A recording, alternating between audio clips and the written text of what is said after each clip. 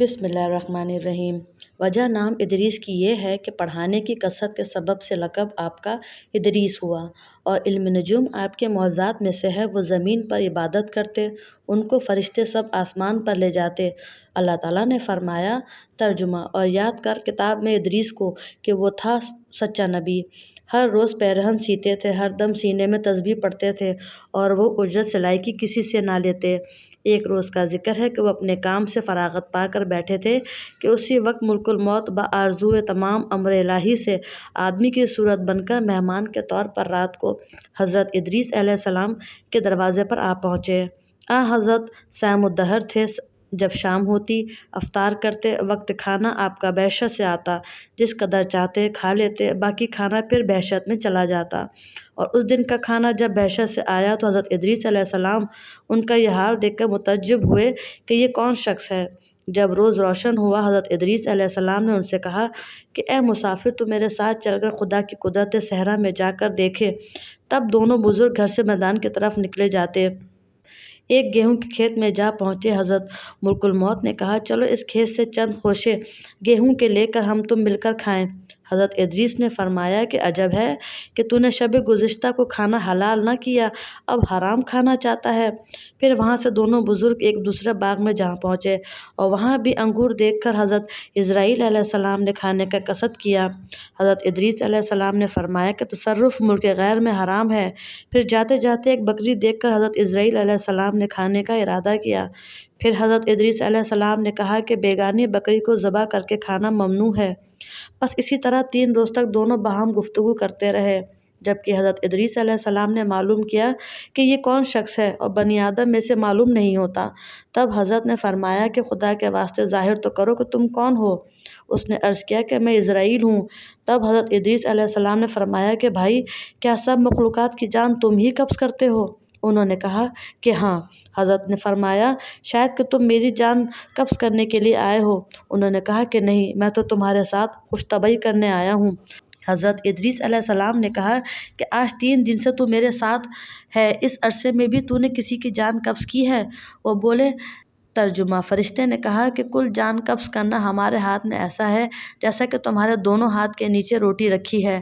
جس کی اجل آتی ہے اللہ تعالیٰ کے حکم سے ہاتھ بڑھا کر اس کی جان قبض کر لیتا ہوں۔ اور بولا اے حضرت ادریس، میں چاہتا ہوں کہ تیرے ساتھ رشتہ داری کا کروں۔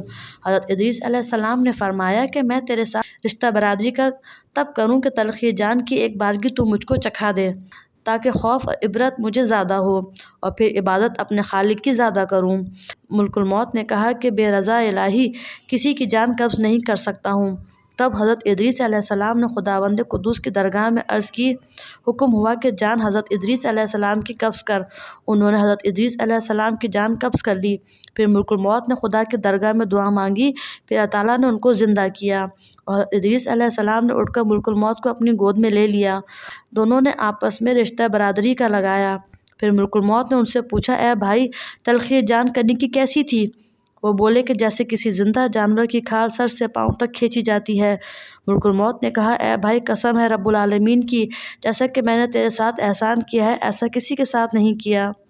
حضرت ادریس علیہ السلام نے فرمایا اے بھائی، مجھے دوزخ دیکھنے کا شوق ہے، تو مجھ کو اس کے دروازے تک لے چل، تاکہ اس کے دیکھنے سے خوف الہی زیادہ ہو اور میں پھر عبادت اور بندگی زیادہ کروں۔ تب ملک الموت نے خدا تعالیٰ کے حکم سے ان کو 7 طبق دوزخ کے دکھائے۔ پھر حضرت ادریس علیہ السلام بولے اے بھائی، مجھ کو بہشت دیکھنے کی آرزو ہے کہ اسے دیکھ کر خوشی حاصل کروں اور عبادت زیادہ کروں گا۔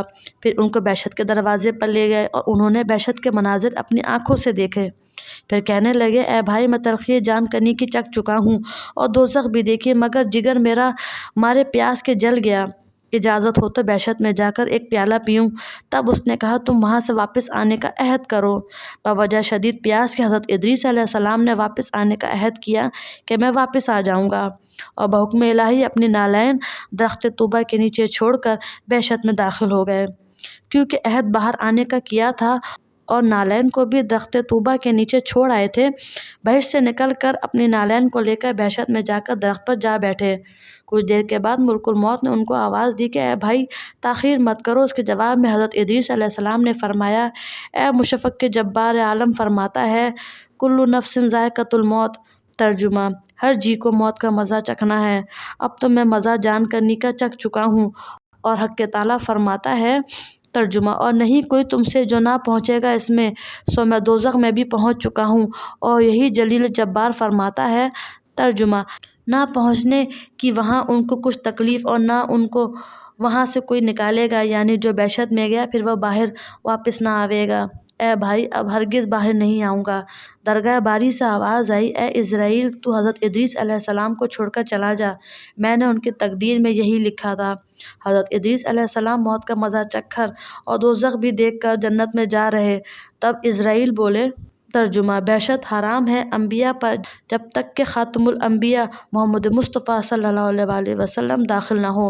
بہشت میں پھر آواز آئی، اے اسرائیل، میں بہشت کو دریغ نہیں رکھتا ہوں، لیکن اول بہشت میں محمد مصطفیٰ صلی اللہ علیہ وآلہ وسلم داخل ہوں گے، بعدہ سب امت ان کی۔ اور قول دوسرا یہ ہے کہ طواف کرنے والے سب طواف کرتے رہیں بہشت میں، اور حق تعالیٰ نے فرمایا، اور اٹھا لیا ہم نے اس کو اونچے مکان پر، پس بہشت میں حضرت ادریس تو جا رہے اور ان کے فرزند سب فراق سے شب و روز گریہ و زاری میں تھے۔ ایک روز ابلیس لعین ان کے پاس آیا اور کہا کہ تم رویا کرو، میں تمہارے باپ کسی ایک صورت بنا دیتا ہوں، تم اس کو شب و روز دیکھا کرو اور پوجو، اس سے تمہارا سب دکھ اور غم جاتا رہے گا اور تم خوش رہو گے۔ ابلیس لعین نے ایک ایسی صورت بنائی کہ ان کی شکل میں اور اس میں کوئی فرق نہ تھا، صرف اتنا ہی فرق تھا کہ یہ صورت بات نہ کرتی تھی اور وہ لوگ اس صورت کو پوجا کرتے تھے، یہاں تک کہ رفتہ رفتہ بت پرستی تمام عالم میں پھیل گئی۔ مشرق سے مغرب تک یہ رواج جاری رہا، کوئی آدمی اللہ تعالیٰ کو نہ جانتا تھا، علم و عمل ان میں مفقود تھا۔ بعد خدا تعالیٰ نے حضرت نوح علیہ السلام کو ان پر پیغمبر بنا کر بھیجا تاکہ ان کو راہ ہدایت کی بتا دیں۔ واللہ اعلم بالصواب۔ سبحان اللہ۔